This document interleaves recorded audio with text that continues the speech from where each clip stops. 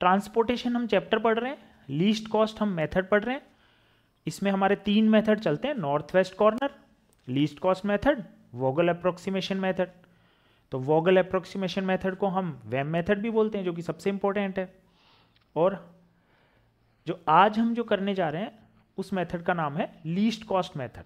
तो least cost method में आपको एग्जाम में जब ट्रांसपोर्टेशन का क्वेश्चन आएगा तो वो बोलेगा कि solve the following question by least cost method. तो लीस्ट कॉस्ट मेथड जो है आज हम सीखेंगे कि कैसे क्वेश्चन को लीस्ट कॉस्ट मेथड की मदद से सॉल्व किया जाता है। डिस्ट्रीब्यूशन सेंटर है ऊपर, D1 D2 D3 D4, plant है इस तरफ P1 P2 P3। तो मैं पहले भी बता चुका हूँ कि आपको प्रोडक्ट्स को डेस्टिनेशन पे पहुंचाना है, उसमें हर बिजनेसमैन चाहेगा कि उसकी कॉस्ट जो है कम से कम हो, मिनिमाइज जो है कॉस्ट को किया जा सके, खर्चा जो है कम से कम आए, इसीलिए हम ट्रांसपोर्टेशन पढ़ते हैं। उसी में हम डिफरेंट डिफरेंट टेक्निक्स पढ़ते हैं। उसमें एक टेक्निक थी नॉर्थ वेस्ट और अब नेक्स्ट है लीस्ट कॉस्ट। तो लीस्ट कॉस्ट मेथड में हम जो है इस तरह से क्वेश्चन देखेंगे एग्जाम में। इसमें एक मैट्रिक्स होगी, डिमांड होगी, सप्लाई होगी। ठीक है, सबसे पहले तो देखो स्टूडेंट्स, आपको सप्लाई का टोटल करना है 6 1 10, तो कितना आ रहा है 17। डिमांड का टोटल करना है 7 5 12 15 एंड 17। तो आपको सबसे पहले एग्जाम में कोई भी क्वेश्चन आए तो सबसे पहले आपको क्या करना है, डिमांड और सप्लाई का टोटल करना है और देखना है कि वो इक्वल है या नहीं है। अगर वो इक्वल है तो प्रॉब्लम जो बैलेंस की है, तब तो कोई दिक्कत ही नहीं है। और अगर इक्वल नहीं है तो प्रॉब्लम अनबैलेंस्ड की है, इसका मतलब कि पहले हमको उसको बैलेंस करना होगा। बट यहाँ पे तो हमें कोई दिक्कत नहीं है, प्रॉब्लम जो है पहले से ही बैलेंस है, तो हमें आगे ज़्यादा माइंड अप्लाई करना ही नहीं है। अब हमें मैट्रिक्स को देखना है, सप्लाई को नहीं देखना, डिमांड को नहीं देखना, एक बार हमें मैट्रिक्स को देखना है। मैट्रिक्स में कौन कौन से नंबर है, 2 3 11 7 फर्स्ट रो में, 1 0 6 1 सेकेंड रो में, 5 8 15 9 थर्ड रो में। फर्स्ट कॉलम में 2 1 5, सेकेंड में 3 0 8, थर्ड में 11 6 15 और फोर्थ में 7 1 9। तो हमें तो मैट्रिक्स देखनी है। अब देखो मेथड का नाम देखो लीस्ट कॉस्ट, यानी कि मैट्रिक्स में सबसे छोटा नंबर देखेंगे हम। सबसे छोटा नंबर कौन सा है, 0। 0 को हम सेलेक्ट करेंगे, सेलेक्ट में सर्किल लगा दिया, इस पर 0 के ऊपर एक और गोला कर दिया तो डबल 0 हो गया, यानी कि 0 को हमने सेलेक्ट कर लिया। सेलेक्ट किया तो इसका डिमांड देखा जो कि 5 है, और इस 0 की साइड में सप्लाई देखा तो वो है 1।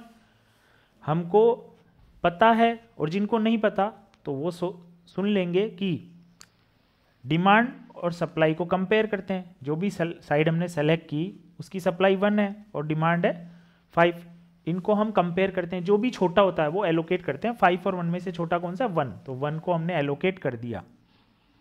अब जो एलोकेट करते हैं 1, उसको दोनों तरफ से लेस करते हैं। 1 में से 1 गया 0, 5 में से 1 गया 4।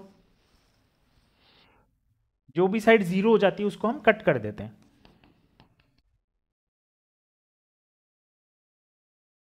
कट हो गई, जो भी साइड कट हो जाती है उसको हम भूल जाते हैं। अब जो रिमेनिंग मैट्रिक्स है उसको देखेंगे।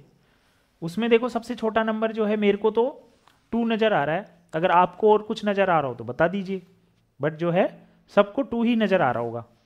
सबसे छोटा नंबर मैट्रिक्स में कौन सा है, 2, क्योंकि ये रो तो कट चुकी है। 2 की सप्लाई कितनी है, 6, और 2 की डिमांड कितनी है, 7। तो 7 और 6 में कंपेयर किया तो 6 जो है छोटा है, तो 6 जो छोटा है उसको हम एलोकेट कर देंगे और 6 में से 6 लेस कर देंगे। जो भी एलोकेट करते हैं उनको दोनों तरफ से लेस करते हैं, जो भी एलोकेट करते हैं उनको दोनों तरफ से लेस करते हैं। तो 6 में से 6 गया 0, 7 में से 6 गया तो 1। ऐसे ही काट के लिखना है एग्जाम में, बस पेंसिल अप्लाई करनी है ताकि आपको कोई गलती हो जाए तो इरेज कर सको। तो पेंसिल और इरेजर का जो है हमें यूज करना है एग्जाम में। अब आपके पास केवल एक ये जो है ये बात रह गई थी कि 0 जो भी हो जाता है उसको कट कर देते हैं। तो ये सप्लाई साइड 0 हो गई तो इस रो को हम उड़ा देंगे, मतलब कट कर देंगे। अब आपके पास सिंगल रो है, सिंगल रो में जो है सबसे छोटा नंबर 5 है, सप्लाई है हमारी 10, डिमांड है 1, तो 1 को हम सेलेक्ट कर लेंगे। 10 और 1 में से 1 छोटा है, छोटे को हम सेलेक्ट करते हैं, जो भी सेलेक्ट करता है उसको दोनों तरफ से लेस करते हैं, और 10 में से 1 गया तो 9। जो भी 0 हो जाता है उसको हम परमानेंट उड़ा देते हैं, उसके बाद उसको हम देखते नहीं हैं। अब इन 3 डिजिट्स में से सबसे छोटा 8 है, लीस्ट कॉस्ट मेथड हम पढ़ रहे हैं तो सबसे छोटा ही लेंगे। नॉर्थ वेस्ट कॉर्नर में नॉर्थ वेस्ट कॉर्नर वाला लेते थे, इसमें हमने 8 सेलेक्ट किया। ये सप्लाई साइड 9 है, ये 4 है, तो 9 और 4 में 4 छोटा है, 4 में से 4 गया 0, 9 में से 4 गया 5। जो 0 हो जाता है उसको हम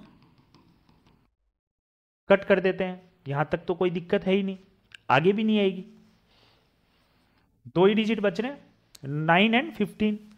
स्मॉल इज 9, 9 छोटा है, हम छोटे नंबर को लेते हैं और उसके बाद कंपेयर करते हैं। डिमांड जो कि 2 है, उसके बाद सप्लाई है 5, 5 एंड 2 में कंपेयर किया तो 2 छोटा, 2 को एलोकेट कर दिया, 2 में से 2 लेस कर दिया 0, एंड 5 में से 2 लेस किया तो 3।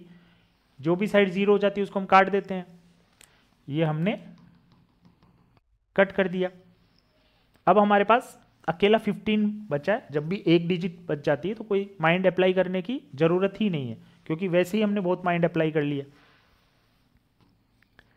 ठीक है, इतना माइंड अप्लाई करते करते आप वैसे ही थक चुके हो, तो अब लास्ट में क्यों माइंड अप्लाई करते हो? अकेला नंबर बचा है, सेलेक्ट कर लो बिना दिमाग लगाए। जो बचा हुआ दिमाग है वो एग्जाम में लगाना। 15, ये 3 है और ये भी 3 है, तो 3 में से 3 गया 0, 3 में से 3 गया 0।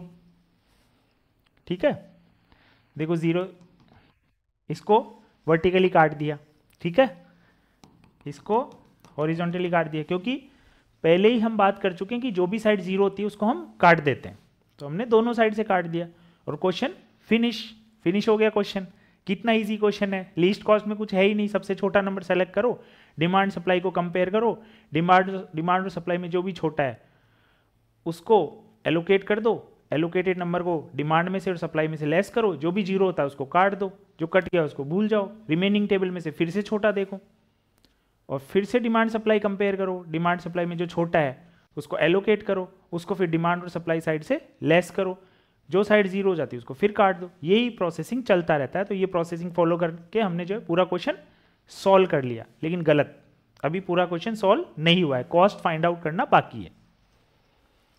कॉस्ट जो है हम अभी निकालेंगे। कॉस्ट में हम एलोकेटेड नंबर से ही मतलब रखते हैं, बाकी डिजिट्स जो कि एलोकेटेड नहीं है, अनएलोकेटेड सेल्स से हमें कोई मतलब नहीं है। तो हमें मतलब है 2 × 6, इनको आपस में मल्टीप्लाई करके लिखते हैं हम। उसके बाद 0 × 1, 0 × 1, उसके बाद है 5 × 1,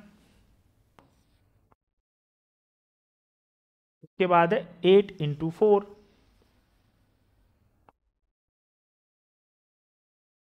उसके बाद है 15 × 3, उसके बाद है लास्ट में 9 × 2, 9 × 2, ये हो गया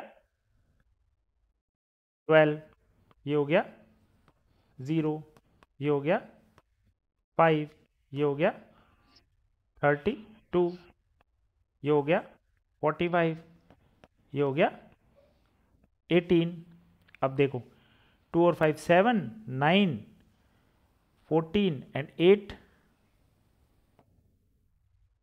3, 6, 10 and 11, 112 rupees, 112 is the answer.